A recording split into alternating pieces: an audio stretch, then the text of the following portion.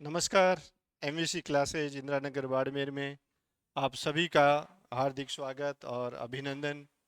आज हम महाराजा जसवंत सिंह प्रथम और जिसका तीसरा पार्ट लेकर आपके सामने मैं उपस्थित हूँ।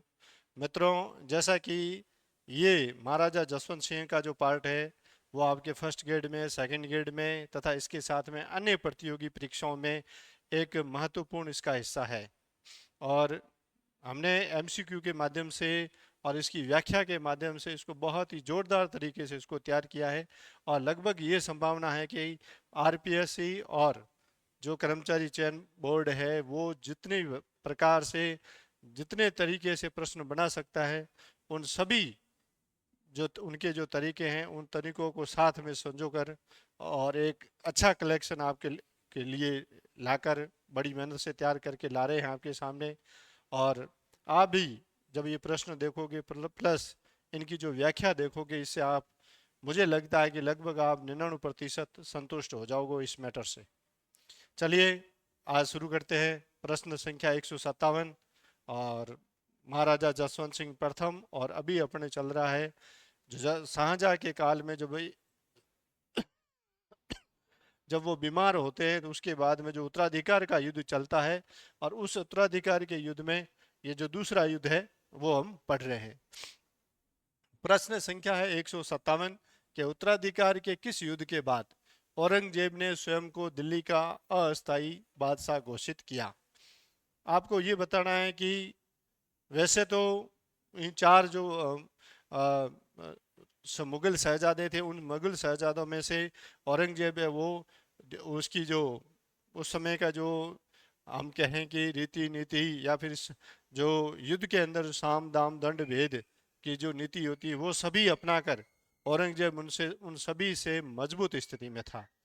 और इसी कारण से धर्मत के युद्ध में उसने साम दाम दंड भेद की उसने जो है रीति नीति अपनाई, क्योंकि उसने सर्वप्रथम जसवंत सिंह, यानी कि उस समय जो सबसे शक्तिशालियों में जो दारा के साथ में जो शक्तिशाली व्यक्ति था वो कौन था? जसवंत सिंह था। कौन था? जसवंत सिंह था। और उसने जसवंत सिंह को अपने पक्ष में करने के लिए एक कवि राय नामक ब्राह्मण था, उसको जसवंत सिंह के पास में भेजा था। किसको?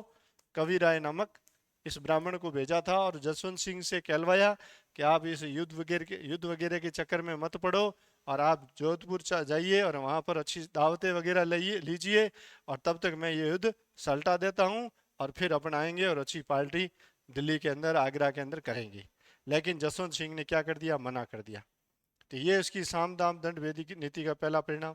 दूसरा, जसवंत सिंह के साथ में, दारा के साथ में एक और मजबूत व्यक्ति था जो मुसलमानों की सेना का नेतृत्व कर रहा था और जिसका नाम था कासिम खां। क्या नाम था? कासिम खां। इस कासिम खां को भी उसने कहा कि तू मेरे साथ में आजा, तुझे भी अच्छी जागीरदारी देंगे, तुझे अच्छा मनसब प्रदान करेंगे। और इस चक्कर में कासिम खां आ गया और कासिम खां ने दारा के साथ में धोखा किया था। और जो शाहजहां के तरफ से जो मुगल जो शाही सेना थी, उस शाही सेना की हार का एक बहुत बड़ा कारण उसमें कासिम खां का धोखा देना, और दूसरा औरंगजेब के पास में जो उसके पास में जो तोप खाना था, ये शाही सेना के पराजय के प्रमुख कारण और और औरंगजेब की विजय के प्रमुख कारणों में से ये दो है। कौन सा? कासिम खां का शाही सेना को धोखा देना और औरंगजेब के पास में क्या होना? तोप खाना। इस प्रकार से जब दूसरा युद्ध हो जाता है सामूगढ़ का, उस युद्ध के बाद में उसने लगभग क्लियर कर दिया था कि अब मैं दिल्ली का अगर बादशाह अगला कोई बनेगा तो कौन बनेगा? वो औरंगजेब ही बनेगा। और ऐसी स्थिति में सामूगढ़ का युद्ध, कौन सा युद्ध? सामूगढ़ का युद्ध। और इस युद्ध के बाद में औरंगजेब ने अपने आप को इस सामूगढ़ का जो युद्ध हुआ था उसके बाद में उसको दिल्ली और आगरा प्राप्त हो गए थे, और इसने अपने को क्या अस्थायी रूप से, आप कहिए कि उसने मुगल बादशाह अपने को घोषित कर दिया। और ये जो सामूगढ़ का युद्ध हुआ था वो कब हुआ था? 29 मई 1658 को। और इसके बाद में, इस मई के बाद में जून और जुलाई, 31 जुलाई 1658 को उसने स्वयं को राजा घोषित कर दिया, मुगल शासक घोषित कर दिया। चलते हैं अगला प्रश्न हमारा, और अगला प्रश्न है प्रश्न संख्या 158। औरंगजेब और शुजा के मध्य हुआ खजुआ का युद्ध वर्तमान में किस राज्य में है? देखिए, परीक्षा में प्रश्न बनने का जो ट्रेंड है वो लगातार चेंज हो रहा है। अब ये पूछा जा रहा है कि उस समय जो युद्ध हुआ था, उस समय वो युद्ध भूमि थी, वो वर्तमान में किस जगह है, किस स्थान में है, किस स्थान पर है, किस जिले में है। कभी पूछा जाता है किस राज्य के अंदर है, ठीक है ना। तो ये अब प्रश्नों के पूछने का ट्रेंड हो गया है। तो इसमें से जो खजुआ का युद्ध हुआ है, जो दूसरा युद्ध है, यानी कि उत्तराधिकार का दूसरा युद्ध है, वो खजुआ का युद्ध है। देखिए, खजुआ और सूजा, क्या नाम है? सूजा, सूजा, और इसके अंदर भी जू जू आ रहा है, इसके अंदर जा आ रहा है, यानी कि एक शब्द है, एक अक्षर है जो दोनों के अंदर क्या है, कॉमन है। खजुआ, सूजा, लगभग ऐसे सिमिलर नाम आ रहा है। तो इसमें आपको ये याद करने में बहुत ही आसानी हो जाएगी कि खजुआ का युद्ध है, उसके अंदर एक तरफ कौन है, तो वो है सूजा है। दूसरा, अगर आपको इसमें से ये जो चार युद्ध हुए हैं, इन चारों युद्ध में अगर विपक्ष में कोई व्यक्ति रहता है तो चारों युद्धों में वो रहता है औरंगजेब। आपको किसी भी प्रकार का कोई डाउट नहीं पालना है अपने दिमाग के अंदर कि जसवंत सिंह के और मुगल काल के अंदर शाहजहां के समय जो उत्तराधिकार के युद्ध हुए, उन युद्धों के अंदर चारों युद्धों में एक साइड में तो कौन रहता है, औरंगजेब रहता है। और इनमें से तो तीन युद्ध, शुरुआत के दो युद्ध और लास्ट वाला युद्ध, इन तीनों के अंदर अगर कोई सामने मुकाबला कर रहा तो वो कौन कर रहा है, दारा कर रहा है। और एक खजुआ का युद्ध है, इसके अंदर या इसमें औरंगजेब के सामने कौन आता है, सूजा आता है। और ये औरंगजेब का प्लस पॉइंट था कि चारों युद्धों में विजेता कौन होता है, वो औरंगजेब ही होता है। दूसरा, इन चारों युद्धों में से तीन युद्ध, धर्मत का युद्ध, खजुआ का युद्ध और समूहगढ़ का युद्ध, इन सभी के अंदर जसवंत सिंह ने कभी भी मन से युद्ध औरंगजेब के लिए, पहली बात तो कि पहले युद्ध के अंदर तो वो औरंगजेब के साथ में था नहीं।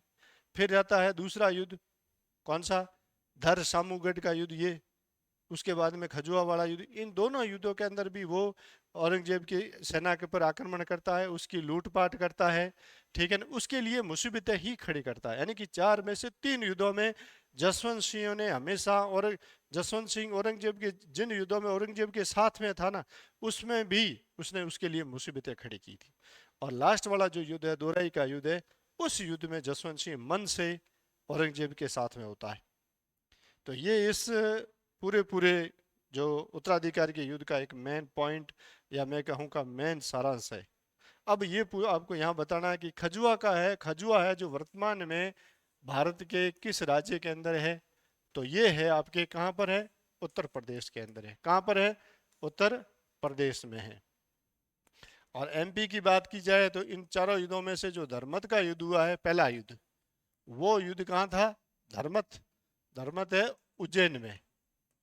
और जो ये हुआ आपके कहाँ पर, मध्य प्रदेश के अंदर, और खजुआ हो गया उत्तर प्रदेश में। अगर राजस्थान की बात पूछी जाए तो ये लास्ट वाला, जिसे क्या कहते हैं, देवराई, और इसको देवराई नहीं कहो तो दोराई भी कह सकते हो, क्या, दोराई।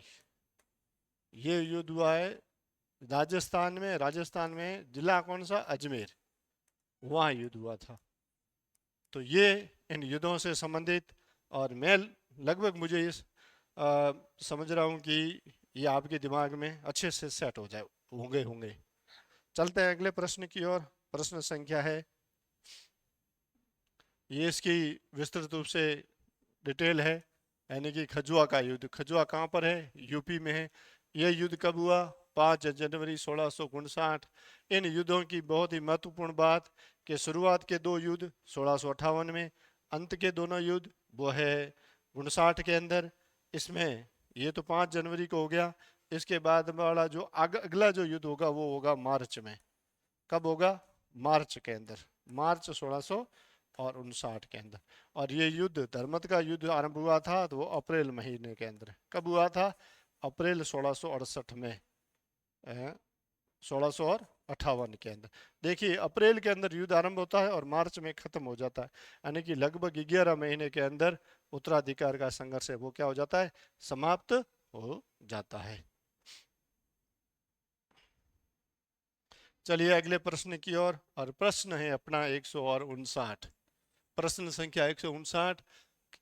कुछ प्रश्न पूछ रहा है कि जसवंत सिंह और औरंगजेब के मध्य सुलह, यानी कि उनके बीच में राजीपा किसने करवाया, औरंगजेब और जसवंत सिंह के बीच में, शुजा ने, शाइस्ता खान ने, मिर्जा राजा जय सिंह ने, या फिर सवाई जय सिंह।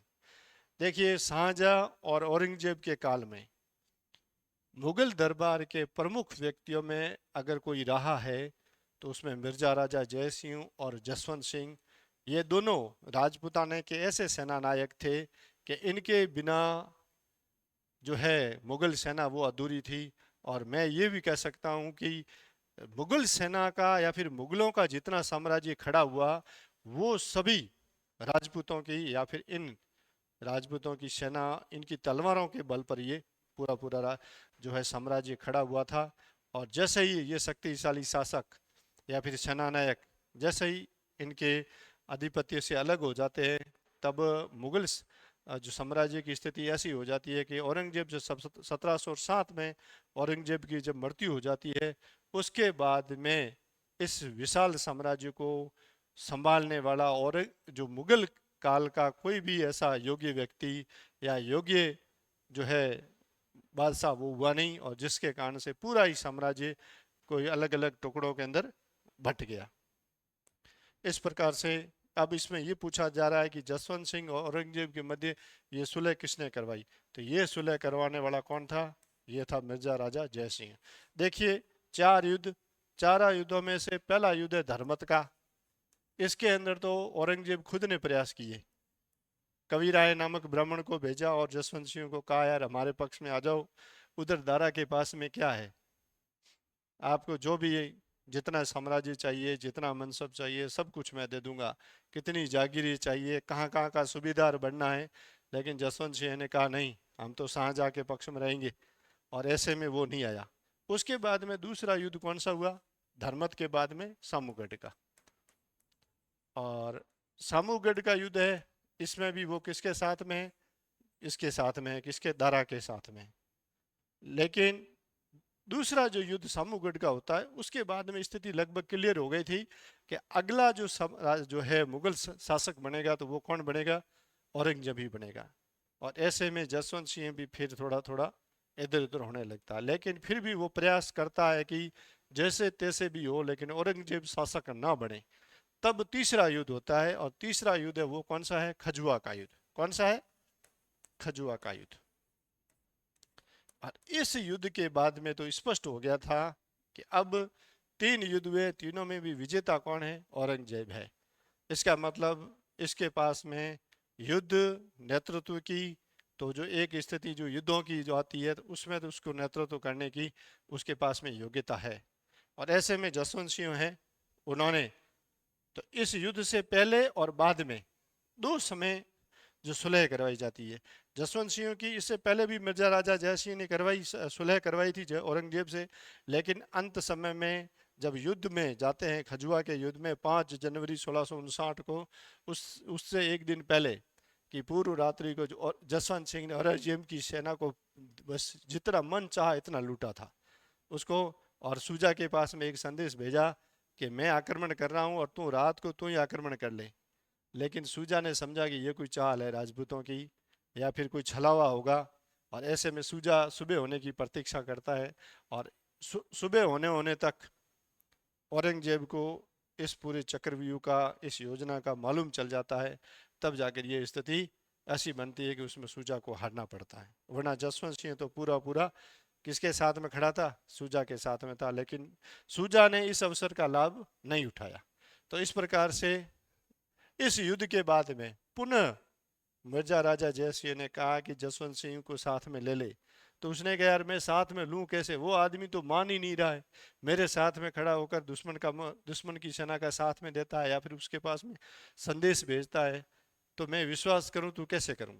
और ऐसे में जब दोराई का युद्ध होता है, वो पूरे मन से जसवंत सिंह औरंगजेब के लिए लड़ता है, उसमें भी दारा आता है, लेकिन फिर वो कहता है कि नहीं अब टाइम चला गया, कि दारा भी समय पे आया नहीं समय पर, और सूजा की तरह उसने भी, कि उसके साथ में भी उसने 3 युद्ध तो 2 युद्ध उसके साथ में लड़े हैं। तो ऐसे में मिर्जा राजा जयसिंह ने है जो इसके लिए जो है ये राजीपे के जो राजीपा करवाने वाले में अगर प्रमुख भूमिका थी तो वो किसकी थी, वो मिर्जा राजा जयपुर के जो मिर्जा राजा जयसिंह थे उनकी थी। एक बात ये, अब जो तीसरा युद्ध यानी कि हजुआ के युद्ध के बाद में इनकी जो मनसबदारी थी वो पुनः बहाल कर दी जाती है। यानी कि उनकी मनसबदारी कितनी थी शाहजहाँ के काल में, 7,000 जात और 7,000 सवार की, उस मनसबदारी को क्लियर कर दिया गया, यानी कि आप इतने के मनसबदार हो।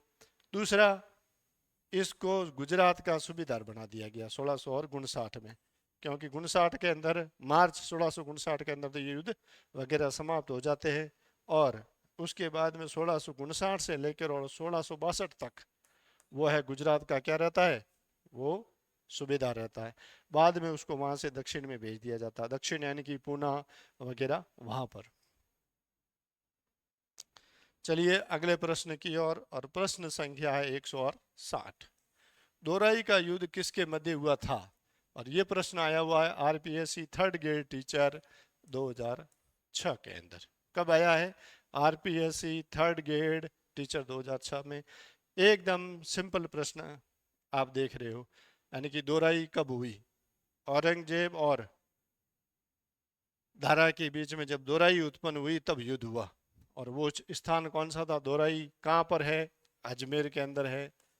और अजमेर कहाँ है? राजस्थान में है। दोराई, देखो नाम भी कैसा है, दोराई या फिर देवराई। अब देखिए आप इस नाम से ही इस युद्ध के एक आदमी को पहचान जाओगे, इधर दोरा को या फिर दारा को क्या फर्क पड़ता है? तो इसमें एक तो कौन हुआ? दारा हुआ। और 4 युद्धों में सामने कौन है? औरंगजेब है। तो दारा और औरंगजेब के बीच में ये युद्ध हुआ था। ठीक है, औरंगजेब और दारा के बीच में ये युद्ध हुआ था। अब देखो दोराई 14 मार्च 1659 को हुई। दोराई मतलब अपन कहते हैं ना मारवाड़ी के अंदर दोराई थारे की दोराई हुई है कि, वो दोराई कब हुई? 14 मार्च 1659 को।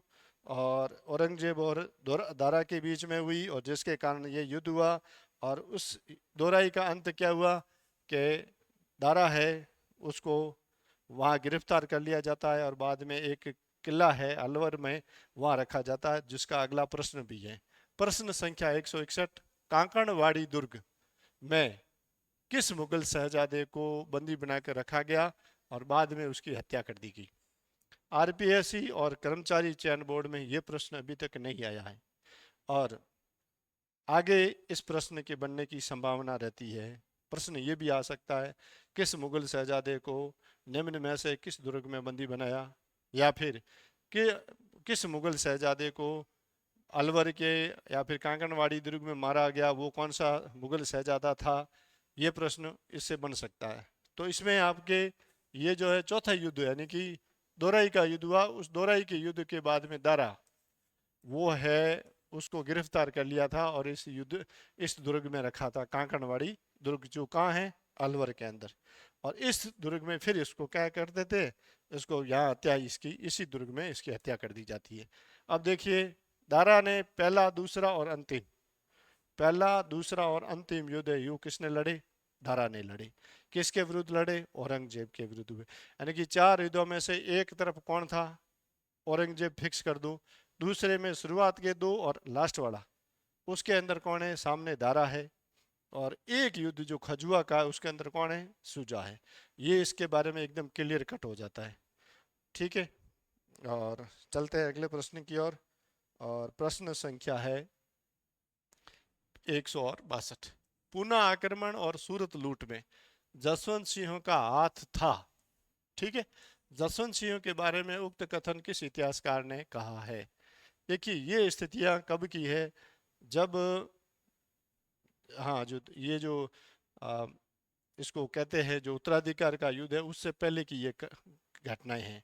यानी कि 1600 और ये अपने जो पुनः आक्रमण होता है और सूरत लूट लूट होती है उस समय, ये जो 1600 और हाँ इस धर्मत के युद्ध के बाद में जो 1662 में इसको 1659 में जब धर्मत का युद्ध हमारे अपना लास्ट में दोराई का युद्ध खत्म होता है 1659 में, तब उसको गुजरात का सूबेदार बना दिया गया। कहाँ का? गुजरात का। और गुजरात का सूबेदार वो कहाँ तक रहा? 1662 तक रहा। और एक बात और बता दूं, इसको यहाँ पर 2 बार गुजरात का सूबेदार बनाया गया है, 1659 से 1662 तक। बाद में आगे एक और समय आएगा तब उसको और बनाया जाएगा। दूसरा, दक्षिण का भी उसको 2 बार सूबेदार बनाया गया। ठीक है, दक्षिण में भी उसको कितनी बार भेजा गया? 2 बार भेजा गया। ठीक है, एक तो इसके ये 1662 में, यानी कि गुजरात से हटाकर सीधा दक्षिण भेज दिया गया था। और तो अब ये है कि ये कथन कह रहा है कि जब दक्षिण में वो रहता है, 1662 में जाता है, तब जसवंत सिंह को वहां पर शाइस्ता खान नामक का एक मुगल सूबेदार था, उसकी सहायता के लिए भेजा गया था। और उस सहायता का फल ये हुआ कि दक्षिण के अंदर मुगल सेना का प्रभाव बढ़ने लगा। और वहां पर जो है, वहां के जो महत्वपूर्ण स्थानों में एक स्थान आता है चाकन। चाकन पर जो मुगलों ने अधिकार कर लिया और उसके बाद में पूना पर आक्रमण करके पूना को भी विजित कर लिया था। और इसका जो मुगल जो सूबेदार था शाइस्ता खां, वो क्या था, वो वहां रह रहा था। कहाँ पर? वो चला गया आगे पूना पर। लेकिन जसवंत सिंह था, वो इसके पास में 10,000 सैनिक थे। कितने? और ये रुक गया सिंहगढ़ में, सिंहगढ़ के अंदर। अब जब ये सिंहगढ़ में रुकता है तब क्या होता है कि सिंहगढ़ था जो जब पूना जाते हैं तो उसके बीच में आता है। और वहां पर शिवाजी ने चालाकी का काम किया। उसने क्या किया, सिंहगढ़ को छोड़कर, यानी सिंहगढ़ से दूर दूर सेना को अपने को ले गए और सीधा पूना में रात्रि के समय आक्रमण कर दिया। किस पर? शाइस्ता खां पर। और शाइस्ता खां जैसे तैसे करके अपनी जान बचाकर वहां से भागा। और सुबह जब इस बात की चर्चा चारों तरफ चली कि शिवाजी ने कितनी चतुराई का काम किया है, कि बीच में एक बहुत बड़ी मुगल सेना जो है 10,000 सैनिकों के साथ में खड़ी थी, उससे मुकाबला किया बिना ही सीधा उसके मुगल सूबेदार पर आक्रमण करके और उसकी हालत बहुत ही खराब कर दी। और वो जैसे तैसे अपनी करके उसने अपनी जान बचाई। तब ये समाचार सुबह जसवंत सिंह को भी मिले। जसवंत सिंह सुबह शाइस्ता खां के पास में पहुंचता है। तब शाइस्ता खां क्या हो जाता है? नाराज हो जाता है। और नाराज होकर वो कहता है कि मैंने तो ये समझा है कि हमारे जो 10,000 सैनिक और जसवंत सिंह वो युद्ध में काम आ गए, इस कारण से शिवाजी हमारे पर आक्रमण करता है। और ऐसे में यहाँ पर ये जो कथन है, यानी कि पूना पर आक्रमण करवाने में भी इतिहासकार ये मानते हैं कि किसका हाथ था? जसवंत सिंह का था। इसके बाद में शिवाजी ने एक और काम किया। गुजरात में जो सूरत का जो परगना है ना, उस सूरत पर भी उसने आक्रमण किया और वो सूरत को लूटा था बुरी तरह से। तब ये कहा जाता है कि जो इतिहासकार थे उस समय के, उन्होंने कहा कि इन दोनों के अंदर जसवंत सिंह का हाथ था। तो ये कहने वाला कौन था? तो ये जो कहने वाला वो है, एक है बर्नियर और दूसरा है, हाँ, ये मनुची। बी ऑप्शन है जो मनुची का। ये मनुची और बर्नियर, ये देखिए उत्तर में इसकी व्याख्या भी है। बर्नियर और मनुची, इन दोनों ने कहा था कि पुनः आक्रमण और सूरत लूट, इस दोनों के अंदर जसवंत सिंह का हाथ है। अब आगे देखिए थोड़ा सा इसके बारे में डिटेल में। ये जो 1662 में दक्षिण का उसको सूबेदार बनाया गया, यानी शाइस्ता की सहायता करने के लिए इसको भेजा। और वो 10,000 सैनिकों के साथ में बीच में रुका हुआ था। लेकिन ओवर कॉन्फिडेंस के अंदर शाइस्ता खां अकेला ही चला गया पुनः। और इस ओवर कॉन्फिडेंस का फायदा किसने उठाया? वो उठाया शिवाजी ने। और शिवाजी ने उस पर आक्रमण कर दिया और उसके ओवर कॉन्फिडेंस को क्या कर दिया? खत्म कर दिया। और वो ओवर कॉन्फिडेंस इतना ज़्यादा था कि उसकी मौत हो जाती, लेकिन वो बच गया। और उसके बाद में इसको भेज देते हैं पश्चिमी बंगाल। अब आगे प्रश्न संख्या 163। जसवंत सिंह प्रथम से संबंधित असत्य कथन बताइए। इनमें से कौन सा कथन है जो जसवंत सिंह के बारे में सही नहीं है, वो उसके बारे में। इसमें लिखा हुआ है कि 1662 ईस्वी में दक्षिण भारत में मुअज्जब शाइस्ता खां के साथ जसवंत सिंह को शिवाजी के विरुद्ध भेजा गया। एकदम सही बात है, क्योंकि 1659 से 1662 तक जसवंत सिंह वो गुजरात में रहा और 62 में उसको वहां से हटाकर कहाँ भेज दिया? दक्षिण में कहाँ पर? शाइस्ता खां की हेल्प करने के लिए। जहाँ उसने चाकन पर अधिकार किया, उसके बाद में पूना पर भी आक्रमण होता है, लेकिन पूना पर शाइस्ता खां के कारण वो गड़बड़ हो जाता है। इसके बाद में दूसरा कथन, 1667 ईस्वी में एक बार पुनः जसवंत सिंह को शहजादे मुअज्जम के साथ शिवाजी के विरुद्ध क्या किया गया? भेजा गया।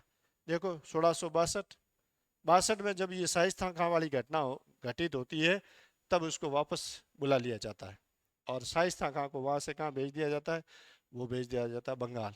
और यहाँ पर किसको रखा? मुअज्जम को। मुअज्जम कौन है? जस औरंगजेब का पुत्र है। तब लेकिन मुअज्जम अकेले से पार नहीं पड़ता, तब 1667 ईस्वी में मुअज्जम को और दोनों को वापस भेजा जाता है। तो ये कथन भी क्या हो गया? सही हो गया। तीसरा कथन है कि जसवंत सिंह के द्वितीय बार दक्षिण अभियान में शिवाजी और औरंगजेब के मध्य में सुलह या फिर समझौता हुआ। यह कथन भी सही है। चलते हैं अगले कथन की ओर कि जसवंत सिंह के कारण मुगलों और मराठों के मध्य कुछ समय के लिए समझौता या संधि हुई। यह भी कथन सही है। और इससे प्रसन्न होकर सम्राट ने थराद और राधनपुर के परगने दिए। यह कथन भी सही है। तथा काबुल का सूबेदार बनाया। ये कथन लास्ट में जाकर गलत हो रहा है। उसे काबुल का सूबेदार नहीं बनाया जाता, उसको पुनः गुजरात का सूबेदार बनाया जाता है। कहाँ का? गुजरात का सूबेदार। ये पूरा काबुल है, काबुल की जगह आपको क्या करना है? गुजरात करना है। इस प्रकार से ये जो द नाम का ऑप्शन है वो गलत है। चलिए आगे, प्रश्न संख्या 164। निम्नलिखित में से कौन सा कथन जसवंत सिंह प्रथम के बारे में सत्य नहीं है? यानी कि क्या है? असत्य है। इनका जन्म बुरहानपुर में हुआ, एकदम सही है। बुरहानपुर कहाँ है? बुरहानपुर है मध्य प्रदेश में। कहाँ है? एमपी में। ठीक है। अब देखिए, जसवंत सिंह के साथ में 12, यानी कि इनका जो जन्म हुआ है वो हुआ है 26 दिसंबर, यानी कि 12वां महीना, 26 12 26, 26 यानी कि 1626 को, 26 12 1626 को इनका जन्म होता है। और जब ये 12 वर्ष के होते हैं, कितने वर्ष के? 12 वर्ष के। 12 वर्ष के कब होंगे? 1638 में। और जब ये 12 वर्ष के होते हैं तब इनको क्या है? जोधपुर का शासक बना दिया जाता है। इनकी पिता की मृत्यु हो जाती है और इनके बड़े भाई थे अमर सिंह, उनको एक गज सिंह की उनकी एक उसको क्या पासवान थी, उस पासवान के कारण इनको जो है जोधपुर का शासक नहीं बनाया जाता है।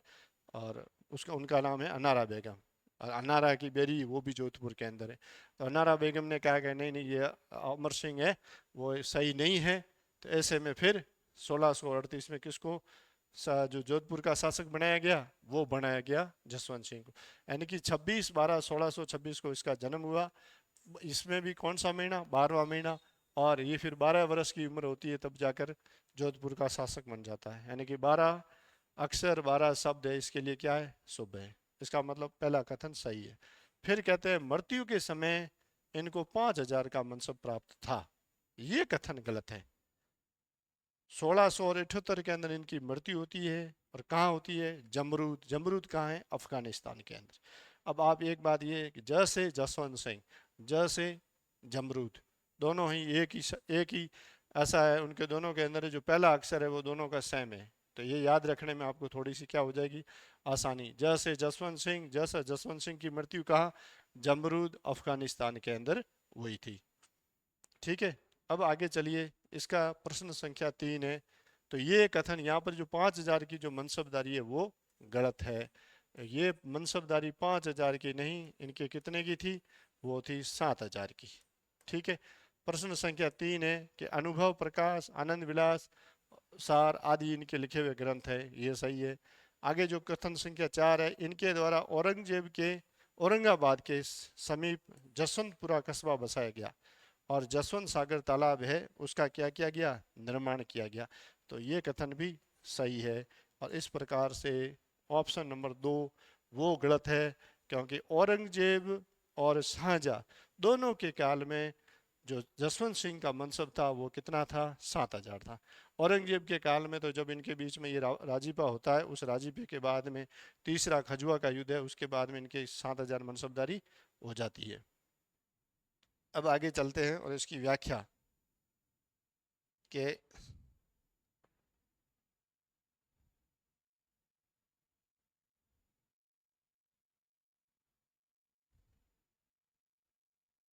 चलते हैं अगले प्रश्न की ओर। और 28 नवंबर 1678 को ये जमरूद अफगानिस्तान में इनकी मृत्यु हुई और इनके पास में मनसबदारी कितने की थी, वो थी 7,000 की। और इसके जो प्रमुख ग्रंथ है, अपरोक्ष दानसार, प्रबोध चंद्रोदय नाटक, ये भाषा भूषण है इनका, है जो भारत भूषण नहीं, भाषा भूषण, ये नाटक था जो रीति और अलंकार का था।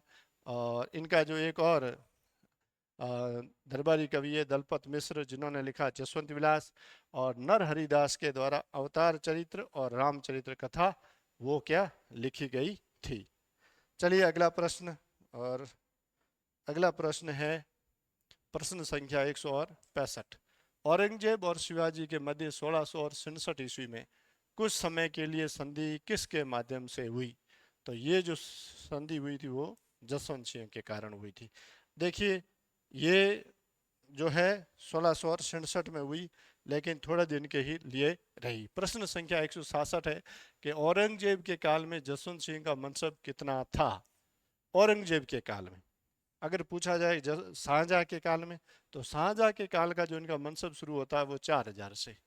जब उनका राज्याभिषेक यानी कि जो टीका हुआ था 1638 में, तब इनका जो 4,000 जात और 4,000 का 4,000 जात और 4,000 सवार, और उसके बाद में 5,000, 6,000 और अंतिम में 1657 में इनका मनसब बढ़ के कितना हो गया, 7,000। कितना बढ़ के हो गया, 7,000। और औरंगजेब के काल में तो ये 7,000 ही रहा। खजुआ का युद्ध होता है, खजुआ के युद्ध के बाद में दोनों के बीच में अच्छे से राजीपा हो जाता है, और उस राजीपे के बाद में औरंगजेब जो जसवंत सिंह का जो रहा वो 7,000 जात और 7,000 सवार। और इसके पीछे कारण कौन थे? मिर्जा राजा जय सिंह। मिर्जा राजा ने कहा कि औरंगजेब, जसवंत सिंह के बिना तेरा पार नहीं पड़ना है। तब जसवंत औरंगजेब ने कहा यार जैसे भी उसको लाओ। तब वो उनके बीच में क्या करवा देता है, उनका सुलह हो जाती है, समझौता हो जाता है। फिर आता है प्रश्न संख्या 159। जसवंत सिंह के आश्रित कवियों में से निम्न में से कौन है? सूरत मिश्र, नरहरि दास, बनारसी दास या उपयुक्त सभी? ये सभी थे जो उसके राज कवि थे। इसके अलावा एक और नवीन कवि है, और दूसरा मूर्णौत नैणसी। कौन? मूर्णौत नैणसी। मूर्णौत नैणसी और इसका भाई है जिसका नाम है सुंदर सिंह। ये जो दोनों थे जो इस जसवंत सिंह के दरबार में थे, और ये इनका मंत्री था, तथा जो राजस्थान के अंदर अगर जनगणना का जनक कहा जाता है तो वो इस मूर्णौत नैणसी को कहा जाता है। इन्होंने नैणसी लिख्यात लिखी थी, तथा इनके द्वारा और भी अनेक कार्य किए गए थे। चलते हैं अगले की ओर। और अगला प्रश्न प्रश्न संख्या 168। महाराजा जसवंत सिंह द्वारा आगरा के निकट वो कौन सा निर्माण कराया गया जो राजपूत मुगल शैली का अच्छा नमूना माना जाता है? ये है जसवंत सिंह की छतरी और कचहरी का भवन, जो जसवंत सिंह के द्वारा बनाया गया, जो राजपूत मुगल शैली का एक अच्छा नमूना था। इनके द्वारा और इनकी पत्नी और रानियों के द्वारा भी बहुत सारे निर्माण जोधपुर के अंदर किए गए हैं। अगला प्रश्न, अब इसके बारे में देखिए, जैसे कि इनकी रानियों के अंदर मैं बताऊं, एक रानी सबसे ज़्यादा प्रसिद्ध है, कौन सी? जिसने जसवंत सिंह को जो धनमत का युद्ध हुआ उस युद्ध के बाद में जो है जोधपुर के अंदर घुसने नहीं दिया, वो कौन सी थी? हाड़ी रानी थी, जिसका नाम था, क्या नाम था? करमेसी बाई दी। ठीक है। उसके बाद में और रानियों में जैसे कि यह नाम ये मिल रहा है, अति रंग दे। इस रानी ने जान सागर तालाब बनाया, जिसे शेखावत जी का तालाब भी कहते हैं। दूसरी रानी जसवंत दे, इसने 1663 ईस्वी के अंदर राई का बाग और उसका कोट और कल्याण सागर नामक तालाब बनाया, और इस तालाब को अब क्या रातानाडा कहते हैं। ठीक है। और दूसरा, जसवंत सिंह ने जो जोधपुर के अंदर अनार के बाग लगाने के लिए कागा, कागा से मतलब कागा के बाग है वो लगाए थे, और इसके लिए उसने जो है काबुल से वो मतलब क्या अनार के पेड़ लेके आया था और यहाँ पर काबुल के कागा के अंदर लगाए थे। जो अनार के जो सर्वाधिक और जो है सबसे अच्छे बागों में से आते हैं। फिर है प्रश्न संख्या 169, निम्न में से वो इतिहास पुस्तक जिसमें जसवंत सिंह को हिंदू नरेशों में अग्रणीय कहकर प्रशंसा की गई है, यह है मुआसिर अल उमरा। क्योंकि क्यों कहा गया है उसके पीछे कारण यह है कि जसवंत सिंह के काल में औरंगजेब ने एक बार आदेश निकाला कि राजपूताने के अंदर जितने भी मंदिर है उन सभी को तोड़ दो और उसकी जगह क्या बना दो, मस्जिदें बना दो। तब जसवंत सिंह ने कहा कि जो मंदिर तोड़ेगा तो उसी प्रकार से मस्जिदें भी तोड़ी जाएगी। और ऐसे के अंदर जसवंत जो औरंगजेब को अपना आदेश है वो फरमान है वो वापस लेना पड़ेगा। इसलिए ऐसी धर्म विरोधी बातों और राज्य जो रीति नीति के अंदर जब उन्होंने धर्म घुसेड़ा तब जसवंत सिंह उनके खिलाफ भी हुए थे, और वैसे वो शुरू से उनके खिलाफ ही थे। तो ये बात किस में कही गई है, मुआसिर उल उमरा के अंदर। प्रश्न संख्या 170, महाराजा जसवंत सिंह की स्थापत्य में विशेष रुचि होने के कारण उन्हें कौन सी उपमा दी गई है, हिंदू पत, हिंदू सत्य, हिंदू सुल्तान या फिर हिंदू हंधुआ सूरज। तो उन्हें कहा गया है स्थापत्य में विशेष रुचि के कारण उनको कहा गया है हिंदू सत्य। हिंदू पत किसको कहा गया है, हिंदू पत राणा सांगा को कहा गया है। हिंदू सुल्तान कौन से है, जो हिंदुआ सूरज जो है ये अपने इनको कहा गया है गुहिल वंश को। उन्होंने हमेशा जो है राजपूताना का और राजस्थान का हमेशा राजपूताने के लिए उन्होंने बहुत सारे कष्ट देखे हैं, इसलिए उनको हिंदुआ सूरज। और हिंदुआ सुल्तान जो है जो गुहिल के बाद में एक शासक हुआ था उसको हिंदुआ सुल्तान कहा गया है। चलिए अगला प्रश्न, प्रश्न संख्या 171, राजपूताने के किस शासक की मृत्यु पर औरंगजेब ने यह कहा कि आज कुफ्र का दरवाजा टूट गया है, और ये कहा गया था महाराजा जसवंत सिंह की मृत्यु पर। ऐसा उसने क्यों कहा गई उसने, जब भी औरंगजेब ने अपने धर्म का प्रचार करने के लिए आवाज़ उठाई तब अगर उसमें सबसे सर्वप्रथम अगर विरोध करने वाला में कोई था तो वो जसवंत सिंह प्रथम था। ऐसे में इस कुफ्र का अर्थ होता है धर्म विरोधी। क्या होता है, धर्म विरोधी। क्या है, धर्म विरोधी। तो ऐसे में यानी कि आज जब 1678 के अंदर जमरूद अफगानिस्तान में और जसवंत सिंह की मृत्यु होती है तब कि आज जो है मुझे को धर्म, मेरे धर्म को रोकने वाला या मेरे धर्म का विरोध करने वाला है वो आज समाप्त हो गया है, ये उसने इसीलिए कहा था। और किसके लिए कहा गया था, जसवंत सिंह के लिए कहा गया था। चलिए अगला प्रश्न, प्रश्न संख्या 172, रूपाधाय का संबंध किस राजपूत शासक से था। रूपाधाय थी वो जसवंत सिंह से संबंध। जैसे कि इसके अंदर अजीत सिंह नाम है, तो अजीत सिंह से संबंधित कौन सी रानी जो धाय प्रसिद्ध है वो है गोराधाय।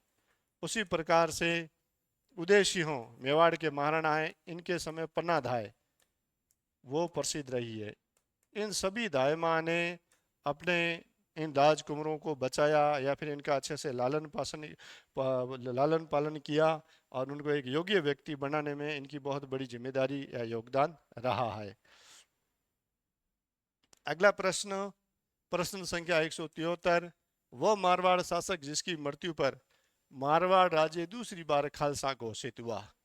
ये प्रश्न भी अभी तक कम आया है। ये इससे संबंधित एक प्रश्न और ये भी बन सकता है कि मारवाड़ राज्य है वो कितनी बार खालसा घोषित हुआ, तो 2 बार। पहला कब हुआ, राव चंद्रसेन के समय 1581 में, और दूसरा महाराजा जसवंत सिंह प्रथम की मृत्यु के बाद में खालसा घोषित होता है, यानी कि 1678 के अंदर। उस समय भी 3 साल रहा, इस समय भी 3 साल रहता है वो, यानी कि खालसा का मतलब ये होता है उसको केंद्र शासित प्रदेश घोषित कर दिया जाता है। और केंद्र शासित प्रदेश का मतलब यह है कि यहाँ का जो राजकाज चलेगा वो सीधा दिल्ली या फिर आगरा से फरमान आएगा उस हिसाब से चलेगा। तो दूसरी बार जब मारवाड़ में जो खालसा घोषित किया वो जसवंत सिंह प्रथम की मृत्यु के बाद में हुआ था। और ये प्रश्न कभी कभी आरपीएससी या फिर एसएससी के हत्थे चढ़ेगा और तब ये प्रश्न आएगा। ठीक है, और इसी के साथ में आज ये प्रश्न है हमारा जो जसवंत सिंह प्रथम है वो पूर्ण होता है। और मेरा ये प्रयास इसमें शानदार रहा है कि आप जसवंत सिंह प्रथम से संबंधित जितने प्रश्न और जितने विविध रूप से इसको समझाना था उसको इस पर अच्छे से समझा दिया गया है। और मैं समझता हूँ कि लगभग अब इससे इस टॉपिक से संबंधित कोई भी प्रश्न है जो आपके फर्स्ट ग्रेड, सेकंड ग्रेड और थर्ड ग्रेड में भी और अन्य परीक्षाओं में भी अगर ये टॉपिक है तो इससे बाहर बहुत ही कम गुंजाइश बनती है कि ये बाहर जाएगा। इसलिए इस वीडियो का आप ज़रूर आप अध्ययन करें और अपने नोट्स में इसमें जो तथ्य बताए गए हैं उनको शामिल करें। धन्यवाद आप सभी का। आप ज़रूर इस वीडियो का अध्ययन करें।